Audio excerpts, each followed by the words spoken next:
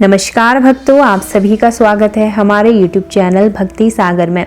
तो भक्तों, I hope आप स्वस्थ होंगे, मस्त होंगे, अपने काम में व्यस्त होंगे। भगवान का आशीर्वाद आप सभी पर बना रहे।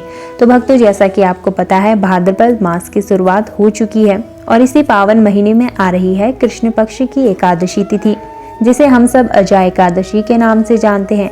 इस बार यह शुभ तिथि 19 अगस्त मंगलवार को पड़ रही है और इस व्रत का महत्व इतना अधिक है कि इसे करने से हमारे पिछले जन्मों के पाप भी कट जाते हैं। तो आज मैं आपको इस वीडियो में बताऊंगी इस पवित्र अजा एकादशी का महत्व, इसका नाम क्यों पड़ा, इसके पीछे की अद्भुत व्रत कथा, संपूर्ण पूजा विधि, व्रत के नियम और पालन के बारे में। तो यह वीडियो आपको हर वो जानकारी देगा जो आपको इस व्रत का पूरा फल दिलाने में मदद करेगी। तो वीडियो को अंत तक ज़रूर देखें। अगर आप हमारे चैनल पर नए हैं तो चैनल को सब्सक्राइब करें, लाइक व शेयर अवश्य करें। तो चलिए सबसे पहले जानते हैं कि अजा एकादशी का महत्व क्या है और इसका यह नाम क्यों पड़ा। शास्त्रों के अनुसार यह व्रत सभी पापों का नाश करने वाला है। जो लोग सच्चे मन से इस दिन व्रत रखते हैं, उनके दुख और दरिद्रता दूर हो जाते हैं और उन्हें जीवन में सुख समृद्धि मिलती है। इस व्रत को करने से व्यक्ति के सभी बिगड़े काम बनने लगते हैं। अजा नाम क्यों पड़ा? अजा शब्द का अर्थ है जो जन्मा न हो या जिसे उत्पन्न न किया गया हो। यह नाम इस एकादशी को इसलिए दिया गया है क्योंकि इस व्रत के प्रभाव से व्यक्ति के सभी पापों का नाश हो जाता है और वह जन्म मरण के बंधन से मुक्त हो जाता है। इसका मतलब है कि आप उन कर्मों के बंधन से मुक्त हो जाते हैं जो आपको बार बार जन्म लेने पर मजबूर करते हैं। इसलिए इस एकादशी को अजा एकादशी कहते हैं। तो अब मैं आपको ऐसी कहानी सुनाने जा रही हूँ जो हमें सिखाती है कि चाहे जीवन में कितने भी दुख और संकट क्यों ना आ जाए, अगर हमारे मन में सच्ची श्रद्धा और विश्वास हो तो भगवान हमारी हर मुश्किल को दूर कर देते हैं।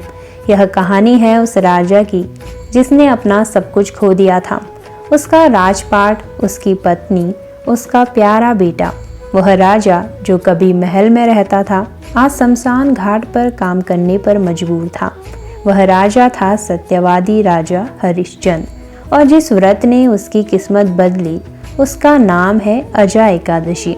इस बार यह पवित्र तिथि 19 अगस्त मंगलवार को पड़ रही है, जैसा कि आपको हमने पहले बताया। तो इस कहानी के माध्यम से जानते हैं कि यह व्रत क्यों इतना खास है और इसे कैसे करना चाहिए। राजा हरिश्चंद्र ने अपनी दानवीरता और सत्य के कारण अपना सब कुछ दान कर दिया था। वे इतने मजबूर हो गए थे कि उन्हें एक शमशान घाट पर काम करके जीवन बिताना पड़ा। उनका परिवार उनसे बिछड़ चुका था और उनके मन में निराशा और दुख के सिवा कुछ नहीं बचा था। एक दिन उनके इस दुख को देखकर गौतम ऋषि उनके पास आए। राजा ने रोते हुए अपनी व्यथा सुनाई। तब गौतम ऋषि ने उनसे कहा, हे राजन, यही तुम्हारे पिछले कर्मों का फल है। इन पापों और दुखों से मुक्ति पाने का एक ही उपाय है, भाद्रपद मास के कृष्ण पक्ष की अजा एकादशी का व्रत। ऋषि ने बताया कि अजा का अर्थ है जो जन्मा न हो। इसका मतलब है कि यह व्रत आपके उन सभी पापों को जड़ से खत्म कर देता है जो आपके अगले जन्मों का कारण बन सकते हैं। यह व्रत पापों के बोझ से मुक्ति दिलाकर जीवन को नया जन्म देता है। राजा हरिश्चंद्र ने ऋषि की बात मानी और पूरी निष्ठा के साथ यह व्रत रखा। उन्होंने पूरी रात जागरण किया और भगवान विष्णु की आराधना की। उनकी सच्ची भक्ति देखकर भगवान विष्णु इतने प्रसन्न हुए कि उन्होंने उनके सभी दुखों को हर लिया। अजा एकादशी के प्रभाव से राजा हरिश्चंद्र को उनका खोया हुआ राजपाट, उनकी पत्नी और उनका पुत्र सब वापस मिल गया। वे फिर से अयोध्या के राजा बन गए और उनका जीवन सुख समृद्धि से भर गया।